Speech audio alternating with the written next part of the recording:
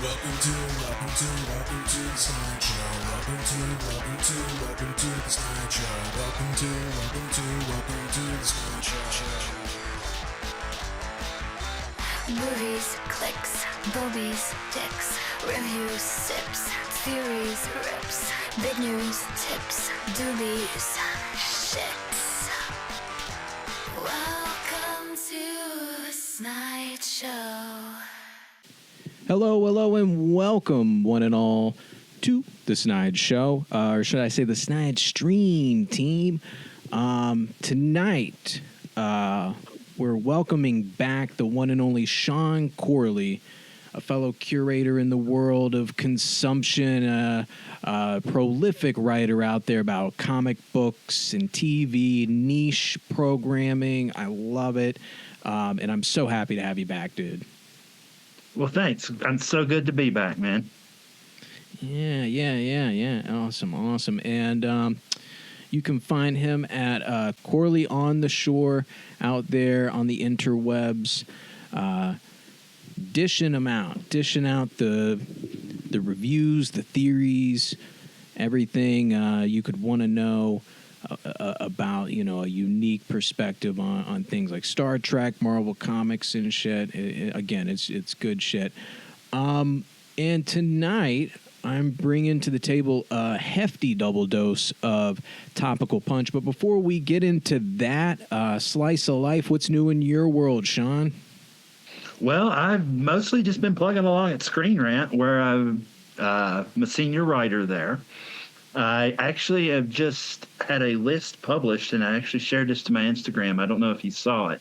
It was about the top 10 Steve Ditko DC characters. Hell yeah. Like, everybody thinks Steve Ditko is a Marvel visionary, and he is. I mean, he co-created Spider-Man, Doctor Strange. I mean, that alone would cement him as a comic book legend. But he went to DC and did great stuff there, too, and this list kind of touched on that. I was really proud with the way it turned out. It's done pretty good on the site. I was really happy with that, how it turned out. Yeah, definitely check that out, folks, because, he's even in the Marvel world almost like, he's always mentioned like fourth or fifth, but, his influence on Spider-Man is legendary. And, I don't know the specifics, but there was like a falling out, right, like between him and Stan. Yeah, I think it had something to do, and don't quote me on this, but with the direction that Stan wanted to take Spider-Man in. And I don't think it gelled with what Ditko wanted.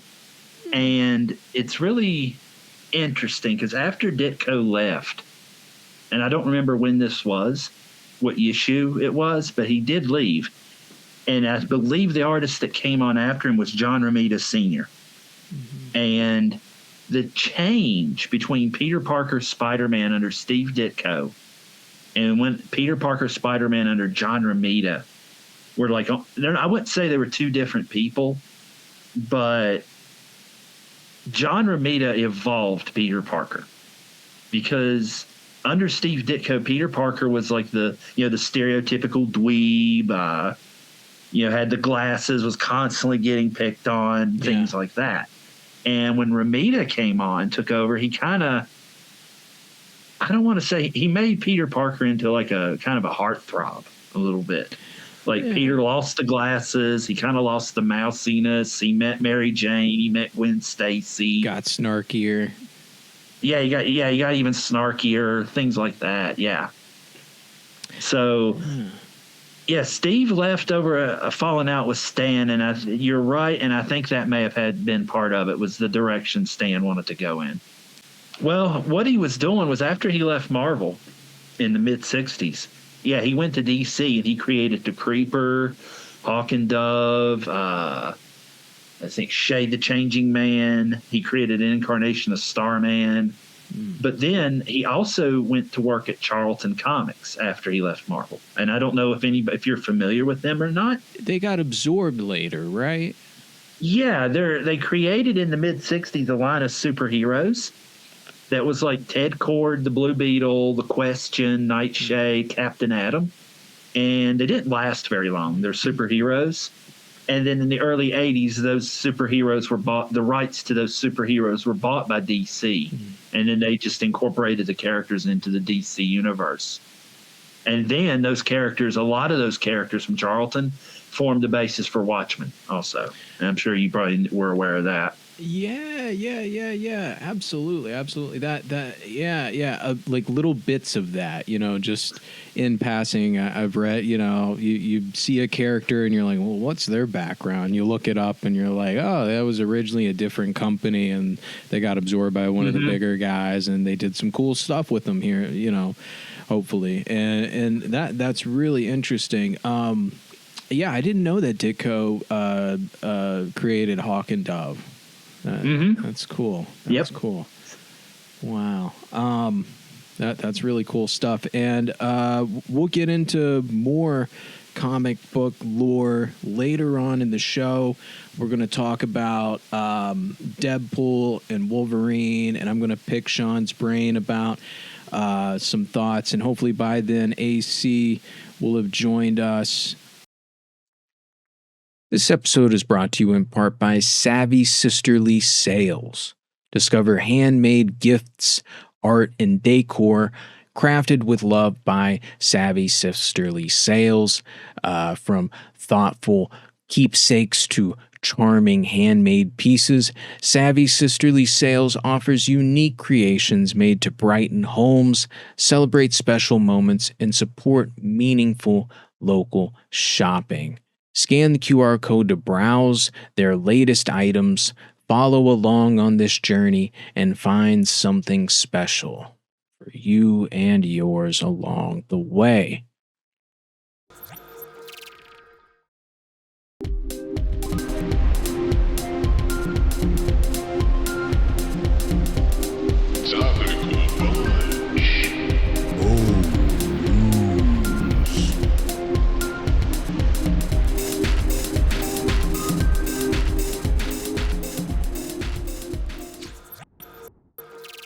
Tropical Punch, the meat, potatoes, and vegetables. We're going to do a deep dive on KOSA, the Kids Online Safety Act, so-called. Some of this is a little dry, but I'm going to try to make it entertaining. And it's honestly, it's just another thing that people aren't talking enough about, at least where I'm looking, the circles I'm looking, because it's another. It's aiming to shield the younglings from the dark side of the digital realm. It was introduced by Senators Richard Blumenthal and Marsha Blackburn, and it's targeting the usual cyber psyop suspects: anxiety, depression, the whole emotional cocktail, addiction-like behavior, in the internet's seedier alleyways, bullying, exploitation, and shady marketing. It mandates a buffet of safeguards for kids, including restrictions on access to personal data and parental controls over privacy settings. So a seeming attempt at helping internet security. It also takes a swing at ads for age-restricted goods and demands annual harm reports from online platforms. KOSA says it's cracking down on the compulsive usage that is in earlier seen behavior, like the whole iPad kid situation, right? Yeah, I've seen kids with iPads. They can do things with iPads at 3 years old. I'm just like, what? It's wild. It's like it was made for them. Yeah, really. So it establishes a safety council, and as we'll get into later on, the FTC is put into a big part of this. The next time a kid's glued to their tablet, the parents can just, say, well, it's the government says it's past your bedtime, man. And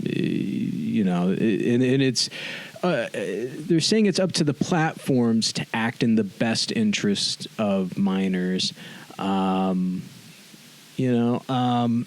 It's another example of like kind of, and I'm not an anti-regulation guy, but no, me neither. SB 1515 opens up a Pandora's box of privacy concerns, from freedom of speech debates. Like imagine and we'll get into this a little bit later, but imagine like handing over your ID to a stranger in a mask, and that's the kind of trust we're navigating here. Critics are up in arms about potential voyages into unsafe cyber territories and privacy invasions, fearing that what starts as a minor check could end up as a major headache. The intent is noble. The execution, that's where the plot thickens. Or rather, it tangles into a big ball of yarn even a cat couldn't untangle. Uh-huh. The bill's language is super broad. And when you're swinging at issues like this, you're bound to hit a lot of casualties. They're performing surgery with a chainsaw here. So you said you've been looking into it a little bit. Like, well, what do you think of it? Yeah. Well, I agree. It's like the intentions are good. It's just the execution is horrible. And anytime I see like a bill or like any kind of act that like keep children safe, save the children, I almost feel like that's a bit of a dog whistle for anti-LGBTQIA material. Yeah, we'll get into more of that in a little bit, but yeah, please go on.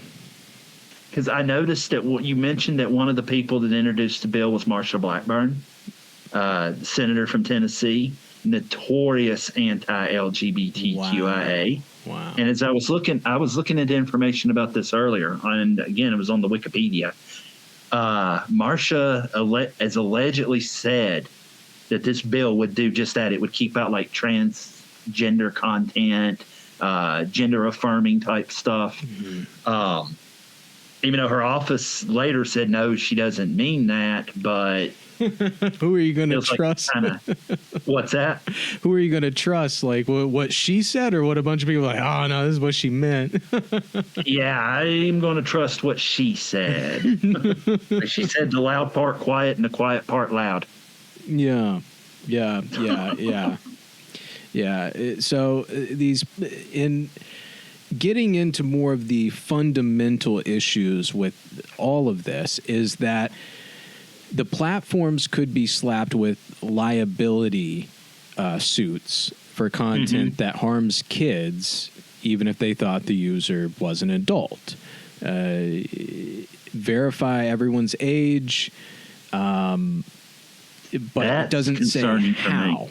It doesn't say how they want it. And of course, people like myself, and again, calling back to the episode I did with Meredith Kerr, where we discussed the porn block that's going on in the state of Virginia, where these sites, these adult sites or sites that are deemed adult sites, have to verify the users are of age. And the way they're doing that is they have these third-party servers that have been contracted essentially by the government to get people's IDs. Like you have to scan your ID and give it to, again, like basically a stranger. and it's just on a server somewhere attached to your IP address and your user accounts, so that my God, this, you could tell they didn't think this out, because none of the, like, these issues become apparent to just, if you think about it just for a minute or two. Just for a minute. So imagine a hacker whose whole life is thinking about shit like that. I know. It would be, oh my God. Immediately they hear that and they're like, blackmail. Yeah. Oh my God. And so people like myself who saw that happening, and I've tried to talk about it on the show just because now I know people are talking about it. I mean, the mainstream news isn't talking about it, and I guess for obvious reasons, none of the reporters. Like, I was vaguely aware of it, and I knew, and like I had heard some of the criticisms, but when you mentioned this is what we were going to be talking about, I started doing like looking into it more. And children, like protecting children from harmful content is nothing new. Are you familiar with the Comics Code Authority by chance? Yes. Again, you're getting to the punchline first, and I love it. Absolutely. Yeah. Because I mean, this keeps happening. V-chips and oh my the God, Comics V-chips! Code. I hadn't thought of those in a long time. Wow, core memory unlocked there. yeah. And you're just like, why is this show TVMA that shows maybe an animated breast? But this show that shows like gore, people getting cut up is like TV-14, and it's like, what's fundamental? Probably no more consistent than the movie ratings are. No. No. Have you ever seen a documentary called "This Film Is Not Yet Rated"? Yes, yeah. Oh, that really kind of punched a hole in the MPAA for me, man. Very enlightening. Very enlightening movie. It's so weird. It's so secret society.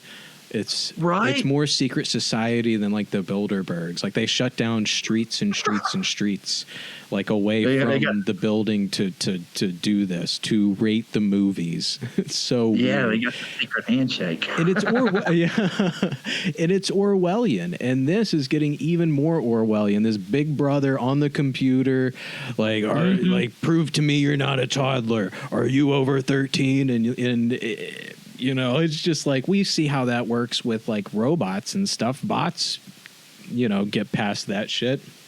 Oh, like yeah. CAPTCHA codes and everything like that, especially now, like with AI and stuff.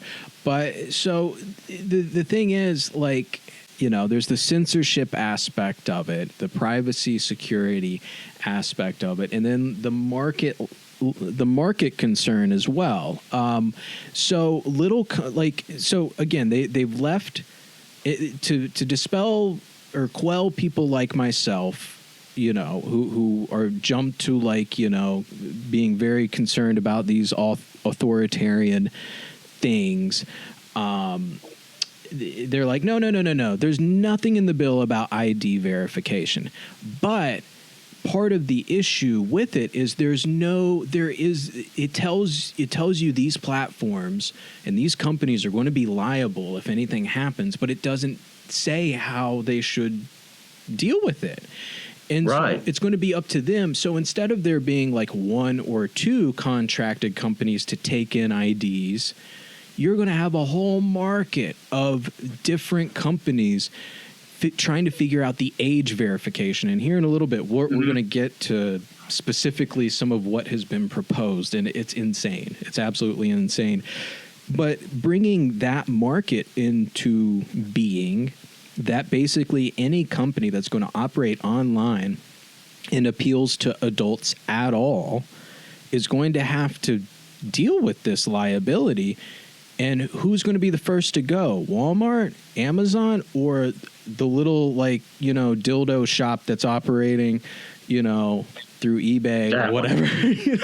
They'll be the ones that'll get screwed over the worst. Yeah. So again, it's always how it goes. Always. And again, that's an issue I haven't seen anyone else report on, but just by doing this research, I was like, wait, there's a huge market concern here, because if they open up an industry of age verification, it's going to be like Squarespace is going to be like, okay, if you want the age verification plan, you're going to have to upgrade.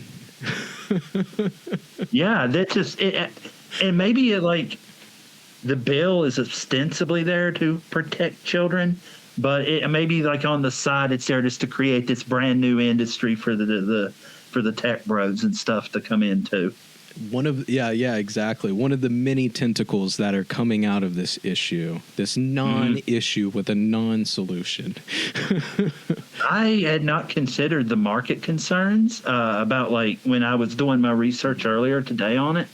I didn't even think about that until you brought it up, that it would be the small businesses that would suffer the most under this. They aren't going to be able to.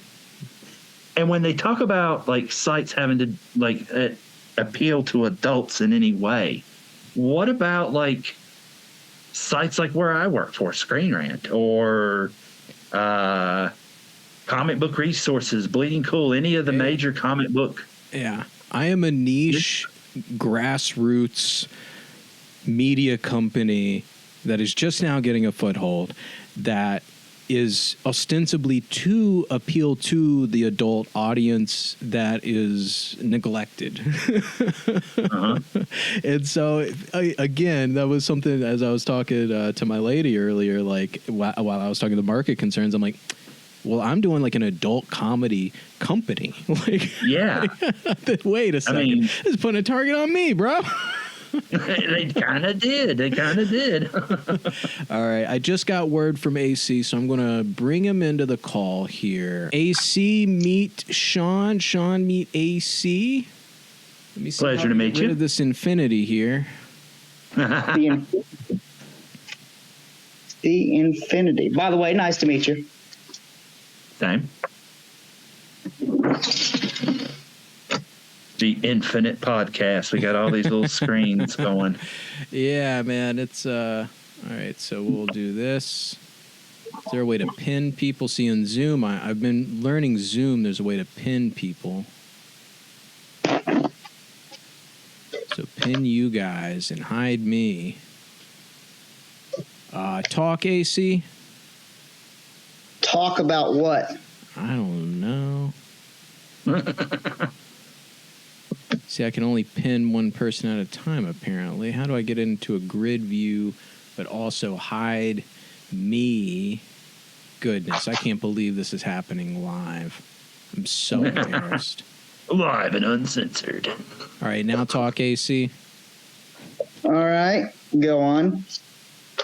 Okay. All right, I think it's working now. You're doing. We got speaker view. There we go. That should do it right there. That should do it. All right. So we were just in the meat and potatoes of KOSA, talking about. We've gotten into a little bit of how it works, but we'll get more into the nitty gritty of how it works in a little bit. And we've gotten into like, you know, how futile some of these measures are and could be. I've compared it to the porn block that's going on in a number of states right now, where you have to ID verify to gain access to adult sites, and then that license is put onto a computer somewhere that tags it to your IP address and your user accounts and who knows what other data. So that's freaky, but no one's talking about it because no one wants to admit that they watch porn. And that happened back in like July or whatever. I talked about with Meredith last week, and KOSA is almost the darker sequel to it because it's happening to any kind of adult content, and it's happening nationwide. And then we started to get into a little bit of, Shaun brought up the LGBTQ aspect. One of the big proponents is a big homophobe and has specifically said part of this is to get that kind of content away from kids at all, even though we can still have Disney movies where, you know, princesses kiss princes and stuff. You know, so it's you know, they're banning water because someone might drown, some might say. That's a good way to put it. But I'm really interested, AC, in your experience, because on the other end of the spectrum, you're someone who's got kids and you've had to deal with your kids, even with all of your attempts at child locks and limiting screen time and stuff. They still get a hold of adult content. Do you think KOSA is something that could help that? Maybe to a certain extent, but I don't think that elementary school age is seriously their in-game goal. I don't think that they're trying to block off, you know, like 5-year-olds from getting on TikTok, and which, by the way, they will still do it regardless, because YouTube puts everything from TikTok directly into YouTube, and then they lump it all together. So there are kids' content, but it gets mixed in with adult content. Yeah, no matter what. But the thing, So at one point there was this whole thing where there was a kids YouTube that only had kids stuff and it was restricted and this and that. Well, then out of that was birthed something called Momo. And Momo was put into YouTube from somebody who worked for YouTube. And if you're not familiar with Momo, I don't necessarily recommend you look it up, but go look it up. I'm looking it up. Ah! Oh my god. What was it called Beautiful. again? Oh my god. Momo. That's freaky, dog. That's freaky. Oh, is it Mm-hmm. showing? Oh my God! Yeah, I know this now. Nightmare fuel. Nightmare fuel, indeed. I will not be sleeping tonight. Sorry about that, everyone. So somebody embedded all that into children's YouTube. And it was talking to kids and telling them to kill their parents and kill themselves and do all that stuff. So kids' YouTube got taken away, and now you're just stuck with YouTube. And on a lot of the TVs, like Roku TVs and stuff like that, you can't limit it. You can't put locks and blocks and all that stuff on it. It won't let you. Oh, really? Yep. And in order to have a kid's YouTube, like that somewhat has restrictions on it, you have to have an adult one connected to it, and you can't put a pin on it. So the kids can go to whatever other thing you have on there, and it has to be like mine says Adam, and then it says kids. Well, there's no way to stop them from going to the one that says Adam, which has all the adult content on it. Yeah. So it's almost like it's pointless. So while I understand what they're doing with it, I don't really know like what the point of implementing it is, because there's always going to be a workaround, always. Yeah, because even if you verify your shit on your thing, like it's now verified. They can just get into it anyway. Like you're now verified. Like, so, Yep. Like it's not going to stop that kind of stuff at all. So. But again, I don't even know if that's what it's designed to do, to be honest with you. That's what they're trying to say, and they're trying to say that like you've brought up such a specific thing that I really don't see how it could help with that, because no matter what, if you wind up age verifying a device in the household and it's just open to everyone in the house, they're going to get a hold of that. So unless you're one of those like super strict parents that's like, I'm going to keep all the devices under lock and key, they're not allowed to watch TV, they don't have TVs in their room, they don't. Like, and I mean, you potentially you can do that, and yeah, sure, you're going to protect your kids from some things, but then you're going to breed a whole nother monster. Right, and if you're doing that kind of thing in the first place, then this isn't helping. That's Nope. yeah. No. Yeah.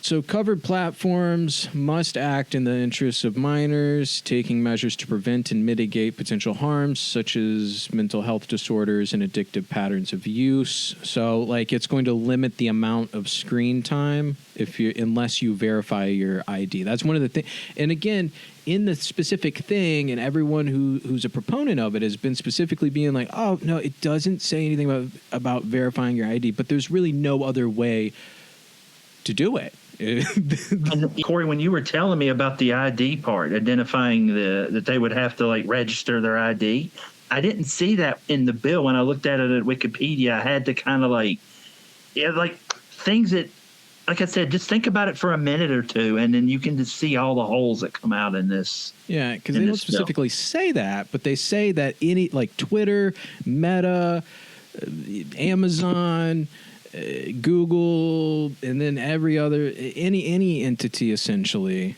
on the internet will be liable if a minor goes to their page and someone finds out about it. Like they could be sued, or if they buy an adult product, or if they and again it's so loose. Adult could be a wallet, like it's It's so, and they don't say how to make them liable. It's up to them to figure it out. So I have some things here that have been proposed as alternatives to the ID verification. One might be an AI-based system that analyzes user behavior in a non-intrusive manner to infer age ranges of users without collecting personal information. This would... I can't even go on because that's just preposterous. What are you talking about? What are you talking about? Vision is going to, the Marvel Avenger Vision is going to like detect the user, whether they're an adult or a child.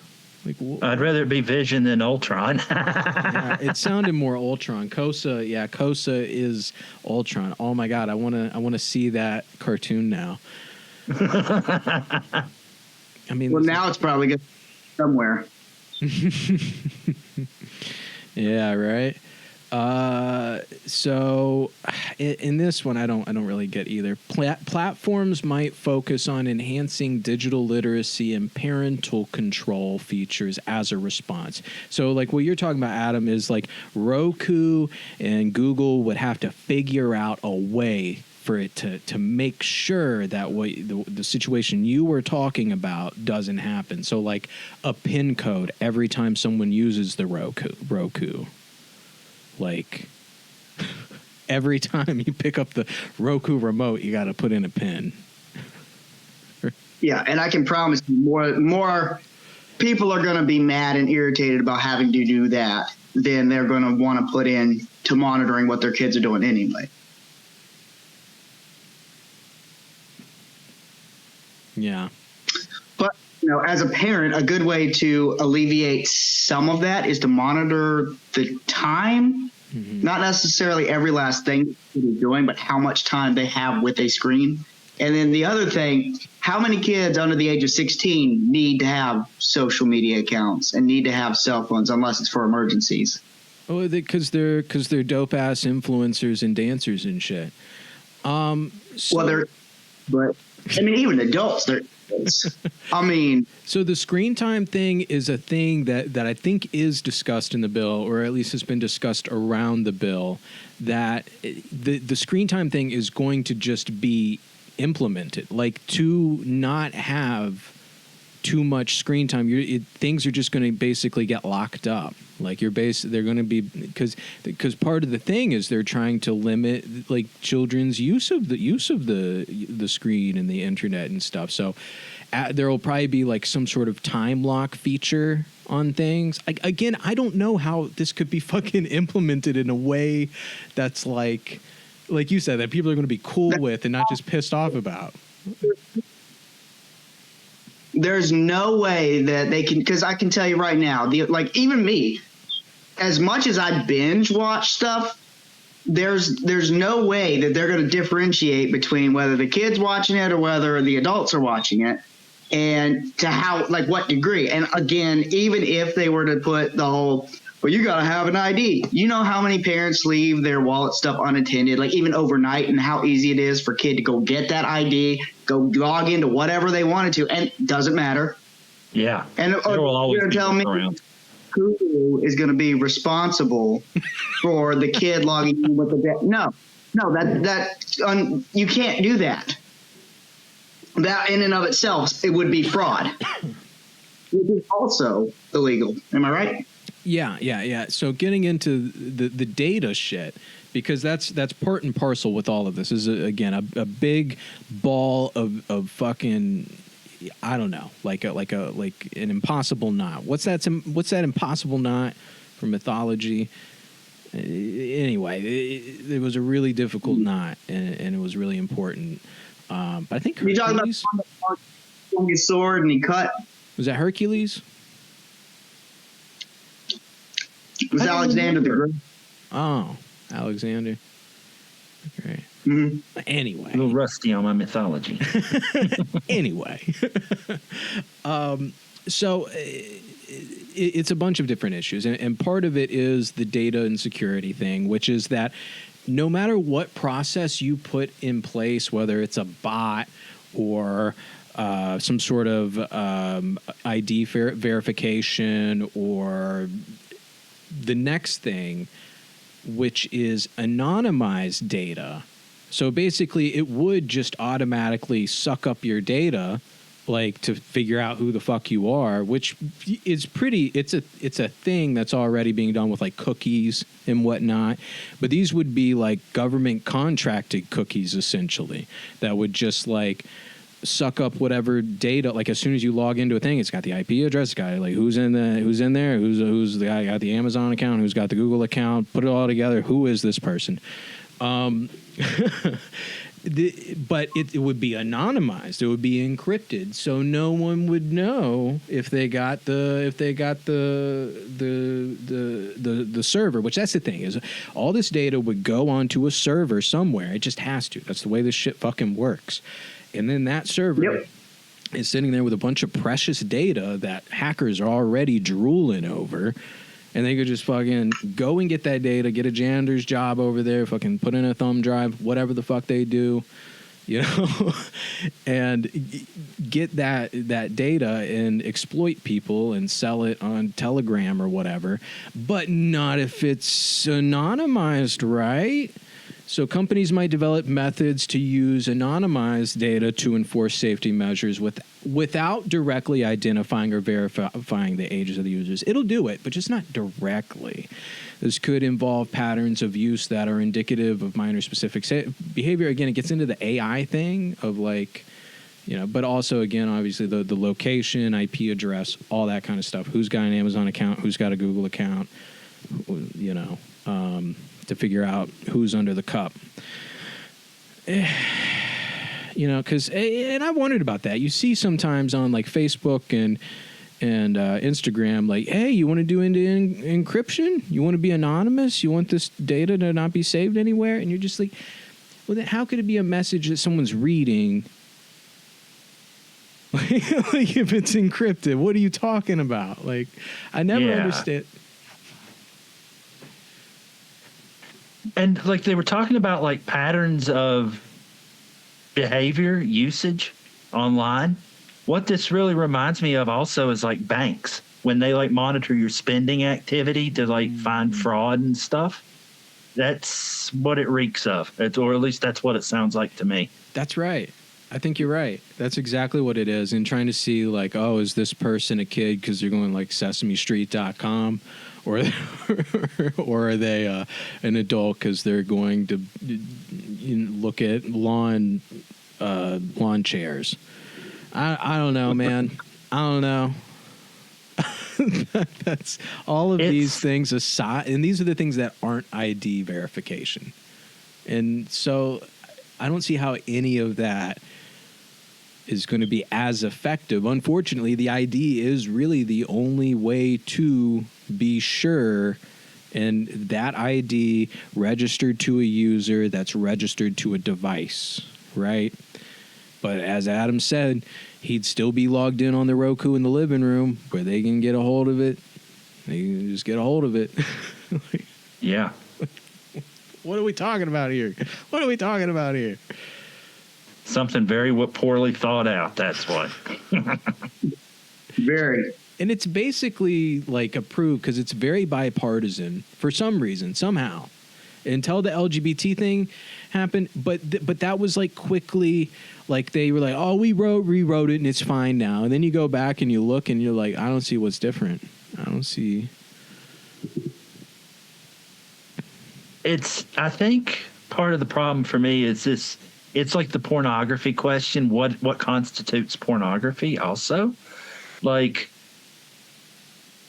how do you determine what sites are bad for kids? And I think we've kind of touched on this. Like, Amazon has all kinds of things. It has toys for kids, books for kids, but then it has adult products too. How do you handle something like that? I can't imagine. I can't imagine unless like they have to write it into code now, some sort of way to tag that just the page itself, which is just, come on, there are trillions of pages out there, man. Yeah, it's going to create a lot of work for some people. I know that if it goes through. Well, you know, Republicans love creating jobs, don't they? Yeah, the job creators.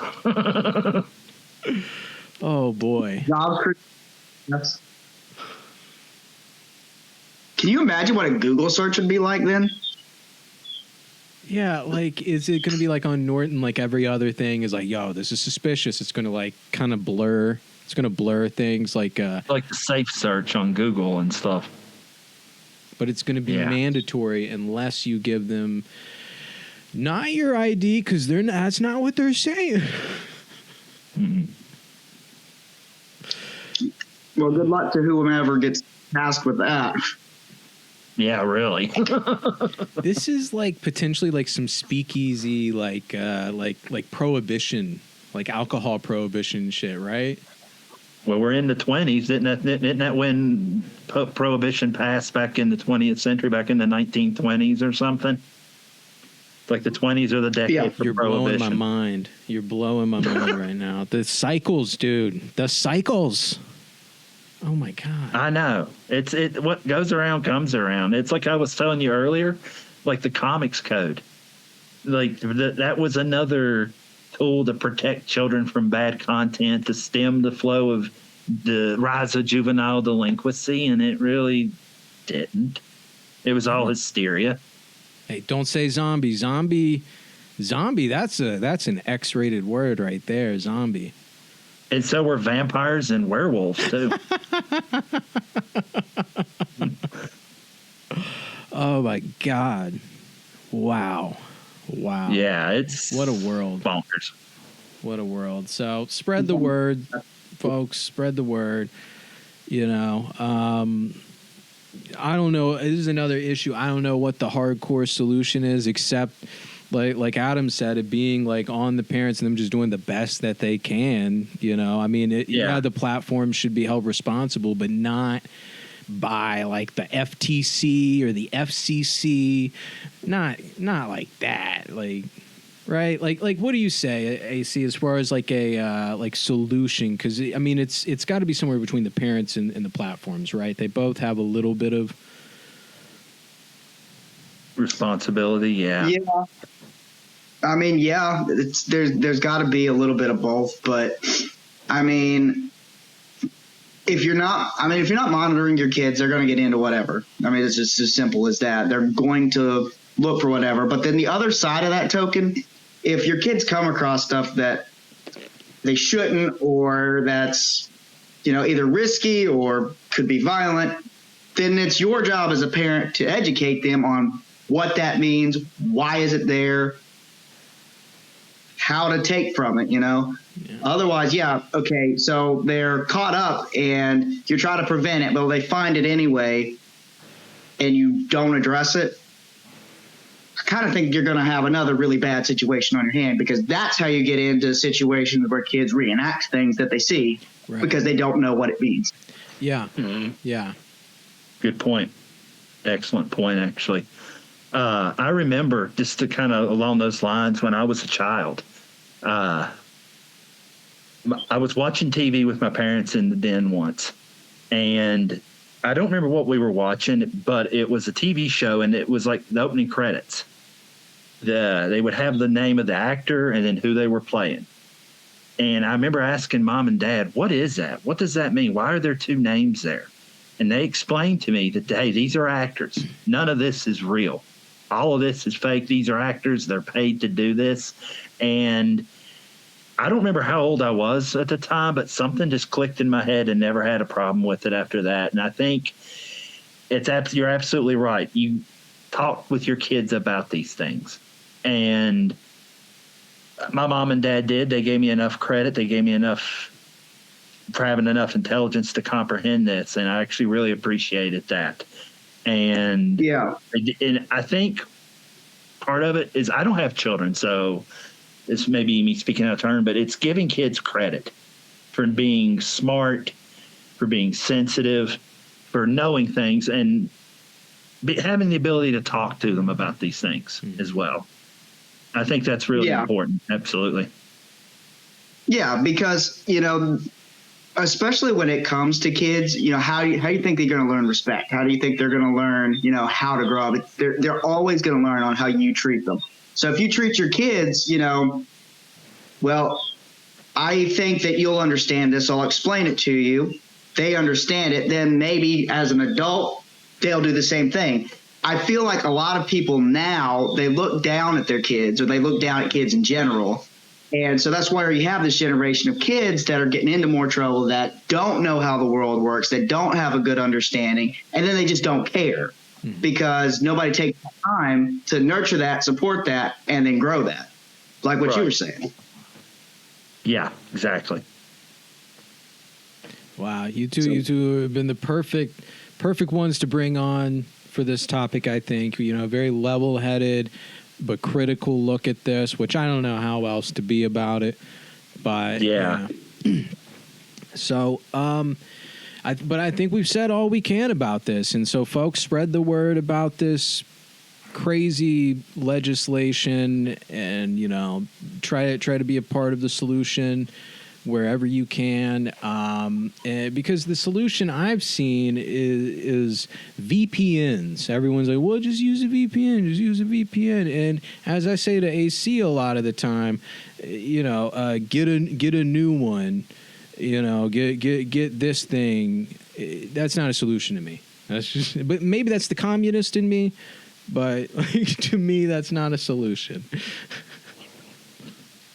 Yeah. It's not. Yeah, so hopefully we won't all just have to figure out how to use Tor browser. I've been trying to figure out how to use that for like 10 years. All right. But speaking of the Comics Code, let's move on to the delectable dessert of the evening by none other than Deadpool. Yes. So I think we're all on the same page that Deadpool and Wolverine looks like an amazing new installment in the Marvel Universe. I will say it's the first MCU movie probably since Endgame I'm really looking forward to. Really? I'm actually very behind on the MCU also. I'm ashamed to say how far behind I am. But this might be the thing that lights the match under my butt to get me to finish those movies and get caught up. Right. Now, I'm a little bit behind on them. I think I've only missed the Marvels and then a couple of the shows. I think the last MCU movie I watched was Doctor Strange in the Multiverse of Madness, which I actually really liked. It was one of those that grew on me. The more I watched it, like, I'm a big Doctor Strange fan, as y'all can see. Hell yes. And it was a good movie. I liked it, and it had to grow. It took like kind of 2 or 3 viewings, I think, for me to realize how good it was.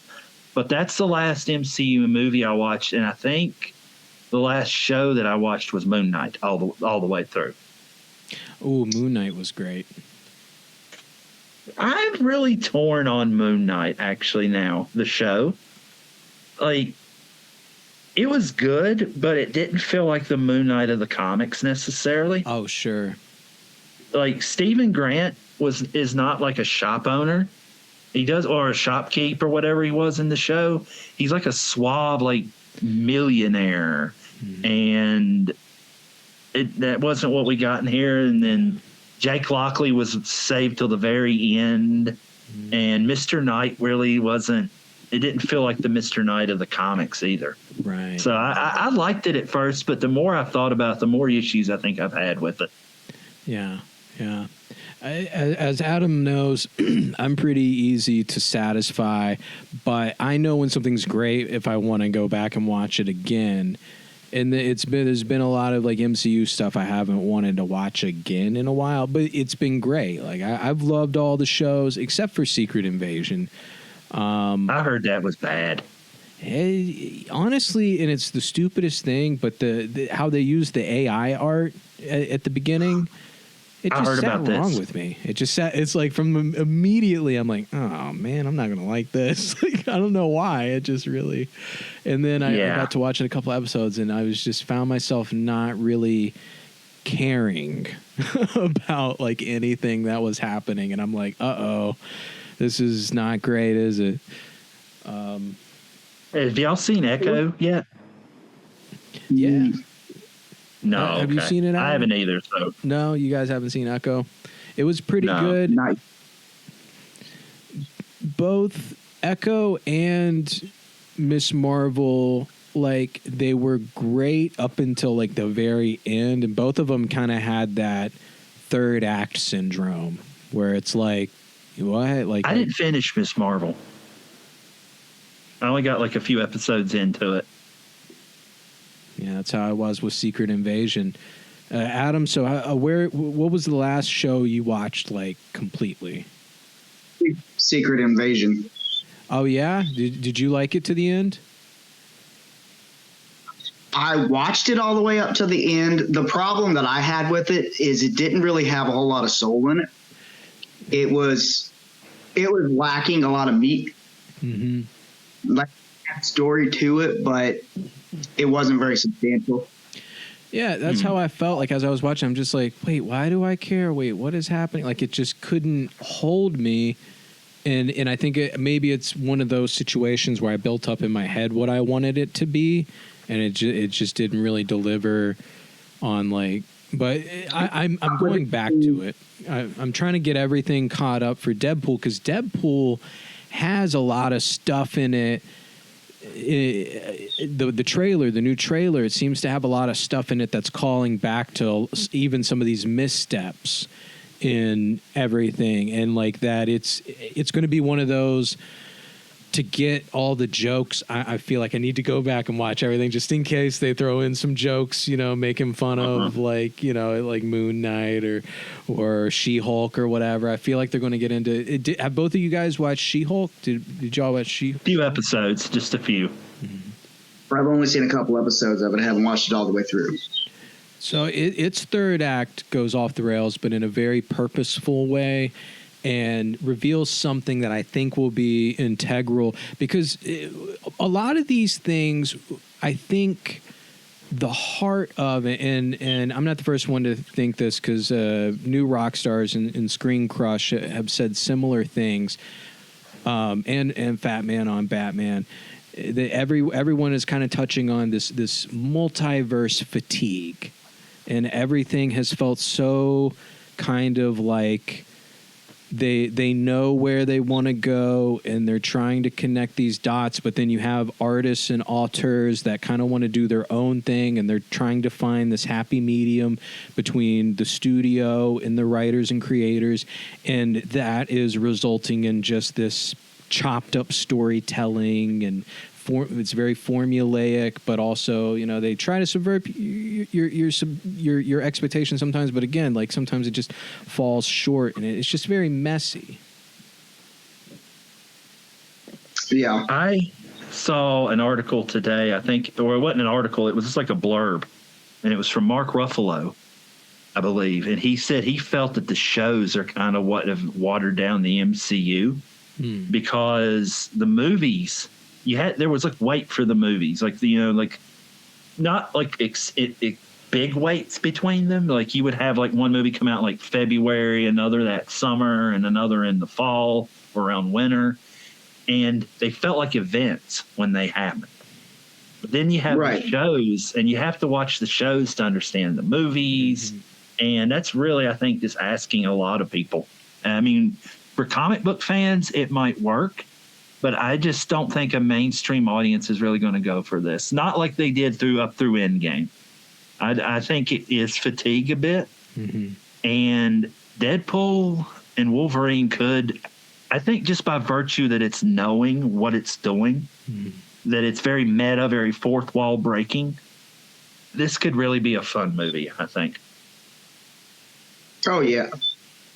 Well, plus, that's the whole thing for, like, the whole Deadpool character in general. That's what he does. Oh, yeah. Deadpool would be perfect just for this type of thing. Like, I cannot, like, in the trailer, he goes, "I'm Marvel Jesus," like that. And you're just like, oh, my God, this is so Deadpool. This is so Deadpool. He's pulling a Lennon, right? Was it Lennon? The Beatles are bigger than Jesus. Yeah. Yeah, and you hit the nail on the head. It's the fatigue, And this is what happened with the comic book boom in the 90s, right? There was like Kind of. they caught on again mainstream because of the collection factor and the nostalgia of that time, but it got too much and oversaturated, and then there was a bust, and Yep. and there are the hardcores that love that postmodern lore, and they love, like, you know, the four colors and shit. And then there are the peripheral fans that, you know, they like some of the media with it, and they have their characters that are their favorites, and they kind of just stick to those. But when you have those, like, that's why I dropped out again, because it got too much of the same thing where it's like, well, to understand what's going on with this guy, you got to see what's going on with that motherfucker. And to see what's going on with that motherfucker, you got to get in all this stuff, and it gets overwhelming. And so someone like myself, you know, like, I like Batman. I like some of the cosmic Marvel stuff. And that's where I draw the line. I'm not going to go overboard with any of that shit, because it's just, you know, the addict in me can't handle it. but and then that's more of a peripheral fan. You know, that's not like a hardcore. They're not going to buy every ticket and stuff. And then there's the general audience that's like, if something's just good, like that whole first phase of Marvel where it was just so well crafted, and even the missteps were forgivable, because it was just interesting and it was new at the time. But the mainstream audience, the general audience, is exhausted with the superhero stuff. The peripheral fans are exhausted with the multiverse stuff. And then the hardcores are with it, but there's not enough for them to want to stick with it, because they keep trying to appease the general audiences and the mainstream audiences. And it's like, to be cool and unique, you don't got to do that. You just don't. Yeah. Yeah, agreed.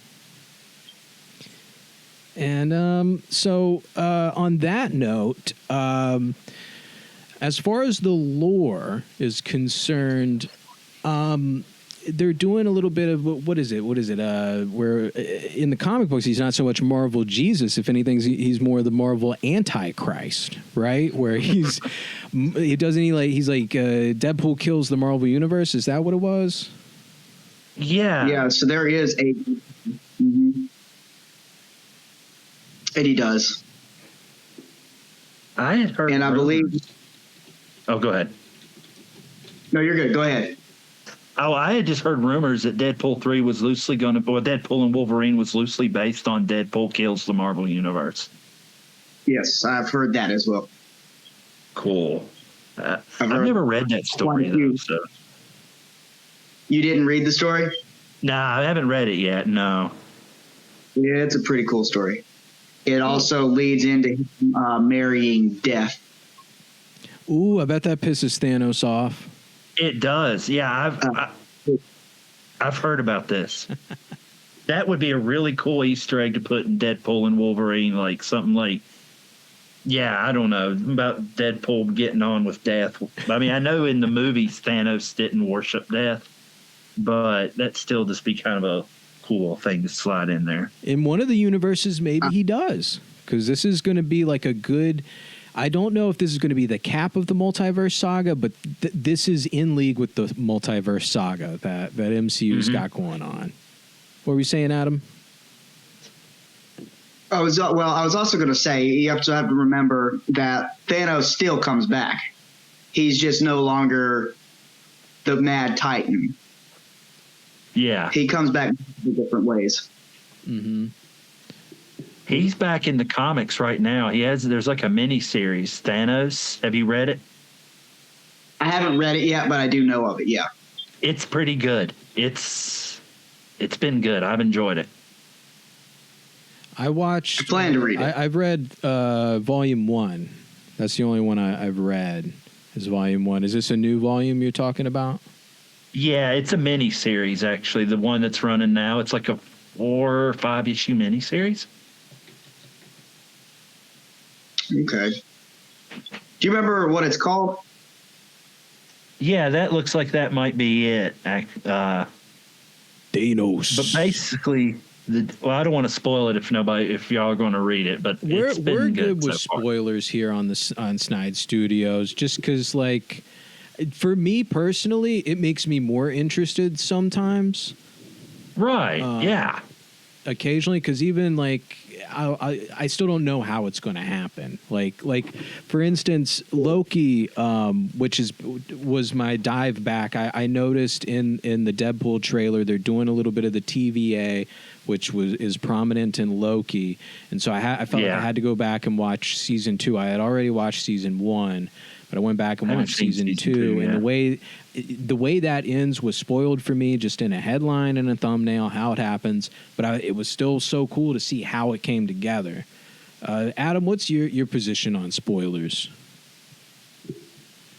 It's not going to stop me from going and watching it if you give me a spoiler. Mm-mm. I had the post-credit scene of the Marvel spoiled for me, and whenever I get to it, I still plan to watch it. It's great, and how it comes together. I like the Marvels. I just watched it the other night, and it's one of those I don't totally get, the criticism of it. The Miss Marvel, the show that's kind of a prequel to it, but you don't have to watch it to get the movie. The movie really, I think, works on its own, unless you just don't like that character. I liked her. I get the criticisms of Miss Marvel when it comes to how it ended, because it was a lot of build up and just not a great, like, I mean, it was an okay ending. I'm happy everyone was okay at the end, but like there wasn't really, the danger didn't feel big. It didn't feel but anyway, the movie, I thought it was great. I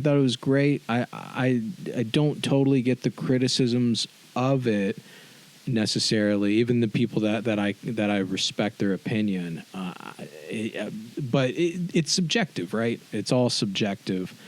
Oh yeah. Sorry, how did we get back on the post-credit scene, which, folks, if you haven't seen those thumbnails, I don't know how you could miss them if you're into this shit, but they're bringing more X-Men back. Speaking of spoilers and how you, like, trying to avoid them, like, where I work, like, it's really impossible to avoid spoilers for stuff sometimes.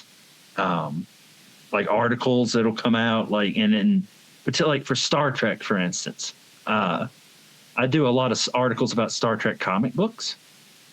And as such, I have to go to the main Star Trek link page or tag page. Mm-hmm. And during the shows, when they're on the air, there's no shows airing right now.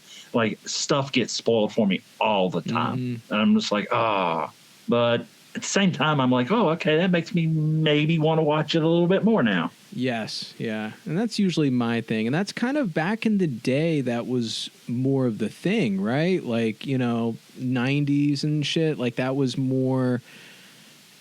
that I think that it was more... that was more the attitude back in the day. Like, you were just going to come across things. If you read the paper, you might see...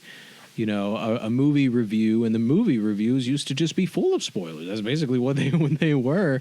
And you would get halfway through, and if you liked it, you were like, okay, I'm done reading this now. I'm going to go find I'm going to go get a ticket, and come back to that review when I watch it. And that's the way I'll do the videos sometimes. When I see like a good breakdown or something, I'll watch like the first kind of minute or so, because that's just my algorithm. It's just I just get fed that shit, and I just came submitted to it a long time ago.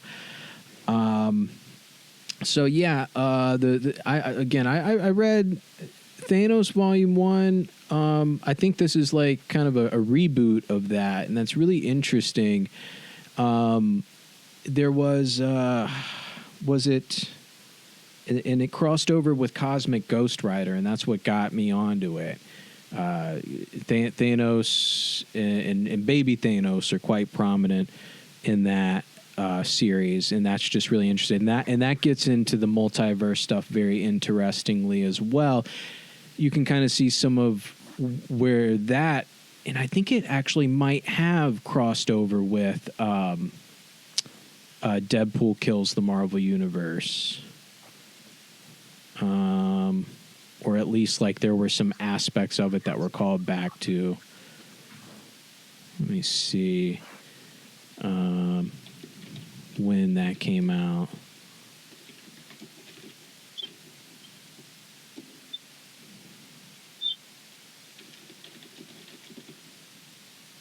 So that was like 2011. So they were probably like calling back to it, but they called back to some of that the stuff that happens in this. And it's very similar in how it's just this very absurd, again, Cosmic Ghost Rider, like is very like, it's very like you're going everywhere in the Marvel universe. You're getting a taste of, there's a whole sequence in that where you just have like people like, hero after hero after hero just coming through a portal trying to stop what's going on, and they're just getting killed and just like it's like a just carnage and stuff. And this is like very similar where it's just like, but getting into theories because the TVA snatches up Deadpool, and this is in the trailer, right? You know, this is just in the trailer.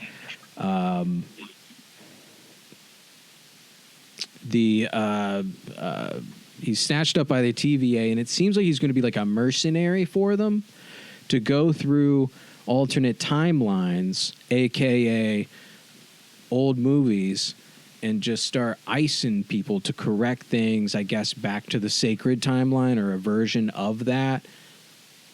Which, if you watch Loki season 2, I think this has to be somewhere like in the TVA timeline, like after season 1, but before season 2 somehow, or just an alternate TVA, because it doesn't have to be to canon, right? You know, necessarily.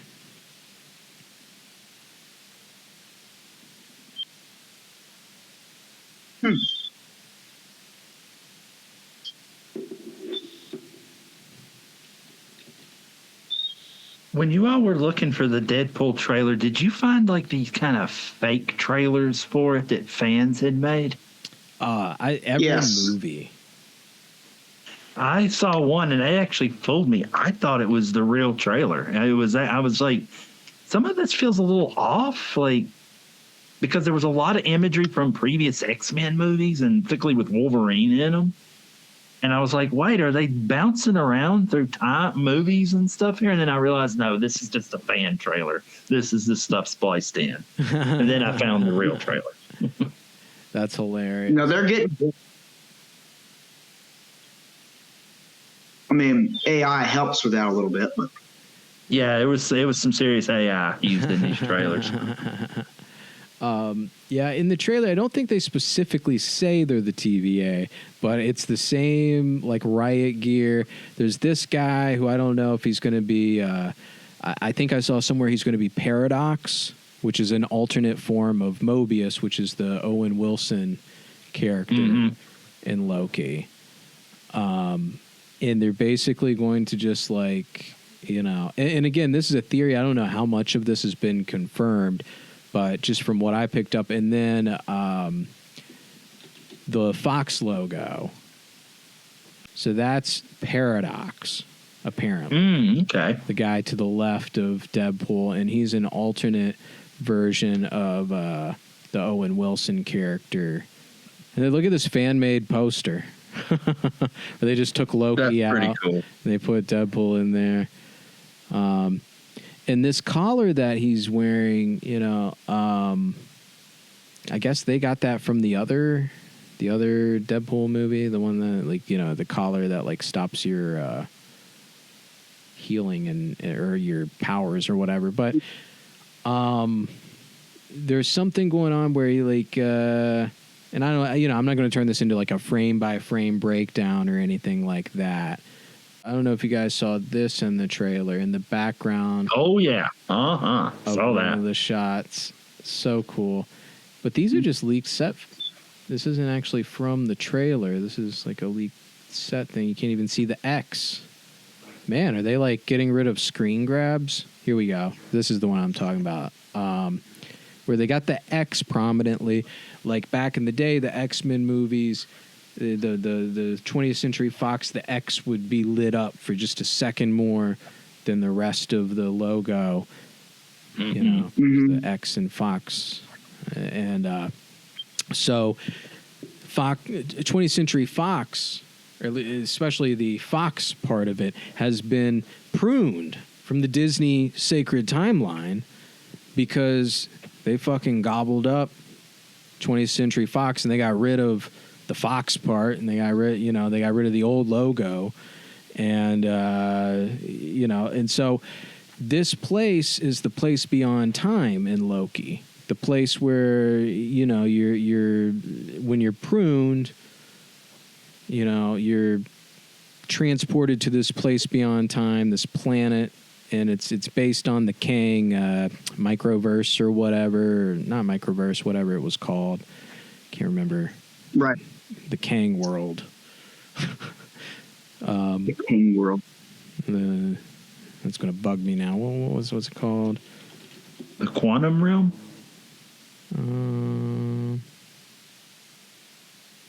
It's the domed. It's in the quantum realm somewhere. Chronopolis. Yep, that's it. Chronopolis. Ah, okay.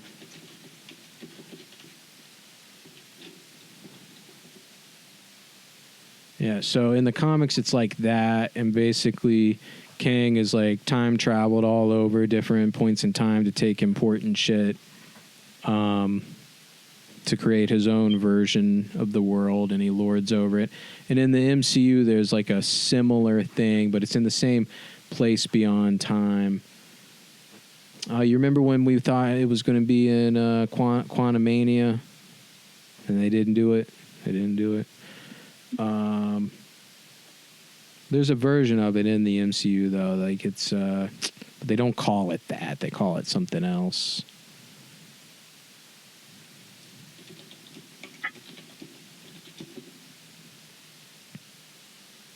So there's where the TVA chills, and there's where Kang chills at the end of time. But he's got some other. It's like a sandbox, big sandbox, and he's taking. But so we're going to see Deadpool there, and then at one point he's like in a locker room, and he's like working for them and shit. So again, the theory is that he's going to be going all over the multiverse, and at some point he's going to be like, hey, I actually like some of these people I'm supposed to prune, like Wolverine. And the fucking blue and yellow, dude. Oh my God, I'm so happy. I know. So yeah. happy. Isn't Jennifer Garner as Elektra supposed to be in this movie too? They're doing it all, Yes. man. The old fucking Sue Storm. What's her name? Jessica Alba.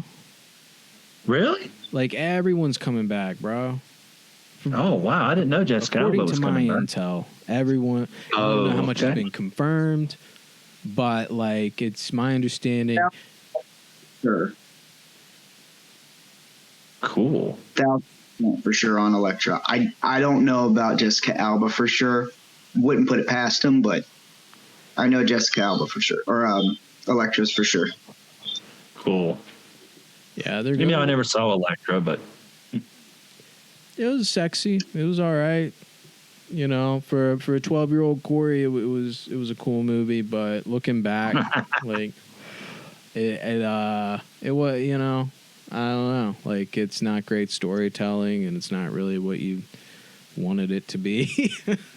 oh, Yeah, it's more of a cash grab. The The coattails of Daredevil. Let's put as little budget into this as possible because it's a chick, and not Ben Affleck.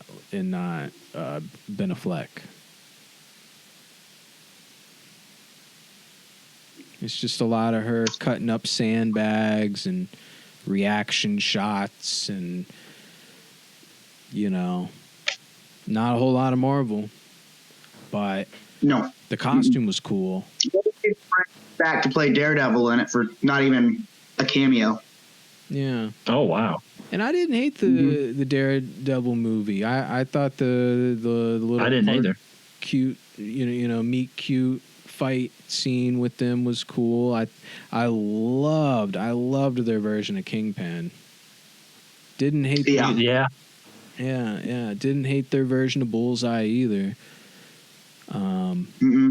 It was a great, I don't know, like it was a great try. It was a great try, you know, and you know, but you remember at the time I said, you know, he seems a little more like Batman than he does Deadpool or Daredevil, and that was, you know. Didn't he take the role of Daredevil because he thought he'd never get to play Batman? Yeah. And so I always thought that was interesting. I kind of picked up on like some of those vibes because, and not that Daredevil doesn't get gothic sometimes. It gets a little gothic sometimes, but the movie felt more gothic than Daredevil felt.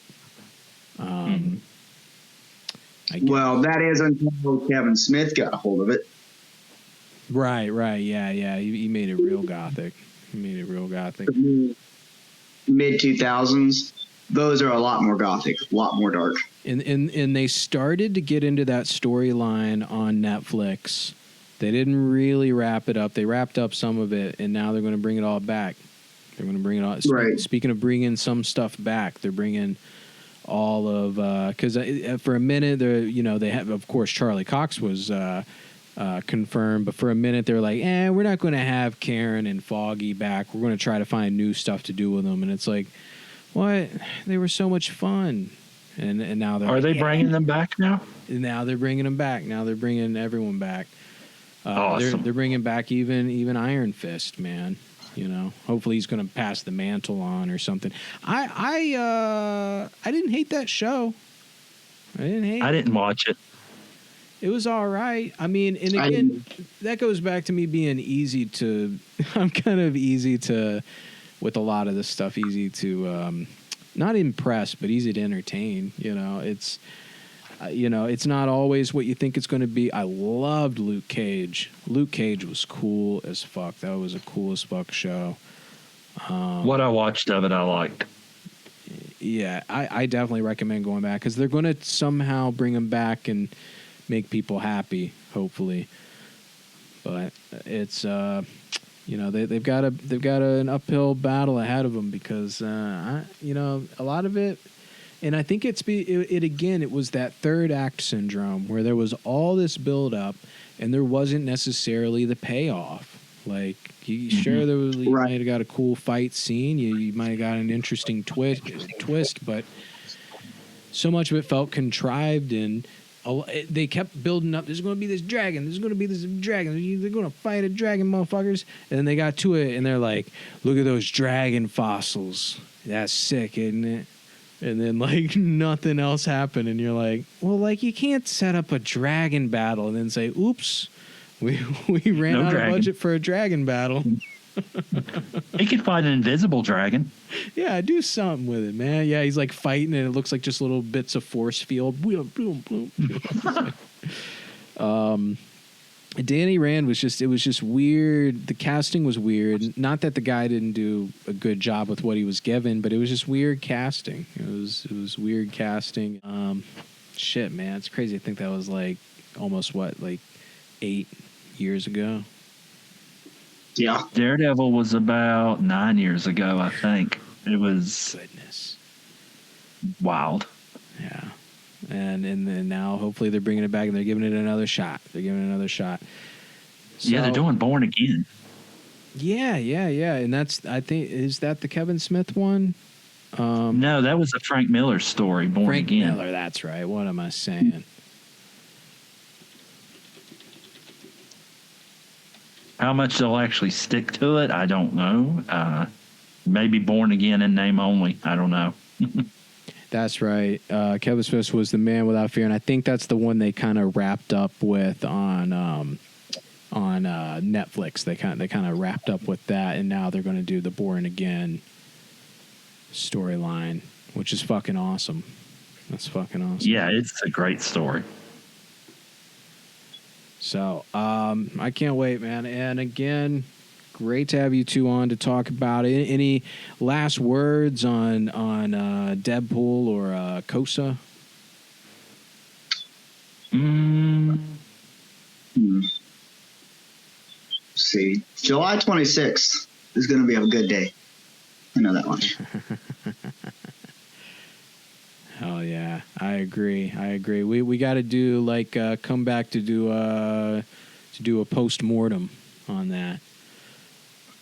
Yeah. Yeah. Because Maybe we should come back in a few months after Deadpool and Wolverine comes out and have a round table on it. Absolutely. Exactly. Cool. So yeah, guys. Thanks for coming on. This was great. Thanks for having us. Yeah, anytime. We got an open door policy here on the Snide Show. If you're interested in coming on as well, folks, just hit me up, Cory the Curator or Snide Studios, anywhere. We'll fucking chill and we'll hash some things out, man. Let everyone know where to find more of you, Shaun. I am on Instagram at Corley on the Shore. Let's see, I'm on Blue Sky now also, which I believe is Shaunathan it's Shaunathan is my username on Blue Sky. I don't use Twitter anymore, X or whatever it's called. Ever since Elon took it over, I've completely disengaged from it. It's garbage. Garbage is the word. But I would say Blue Sky and Instagram are the best places to find me. Is Blue Sky is that cool? Is that a cool platform? I like it so far. I got a code back when they were doing invites, and I got my account set up, and I used it for a while. Then I fell off of it, and I'm trying to get back into it and do more with it now, especially now that I don't want to do anything on Twitter. Yeah, and I feel the same. It's a very similar interface. Cool. That's what I kind of gathered from it, was that it was like a resurrection of sorts of the true Twitter, which I wouldn't mind, if that was legit. Because I feel the same way about Meta, but Meta just feels at this point like mandatory.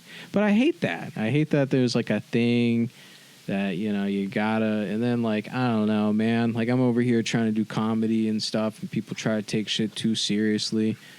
And Twitter is just like shouting into a void now, because you either have the people who are super serious Twitter people, and a lot of those people are unpleasant, no matter where you stand, and then trolls, just straight trolls. Yeah. And now bots. You go under a comment on something, and it's like a bunch of bots posting barely relevant things, and you just know that they saw like, chair breaking in the original thing, so putting bunch of chair breaking videos underneath the comments before you even get to like a comment. Ugh. Oh my God. It's Dumpster fire. Dumpster fire, yeah.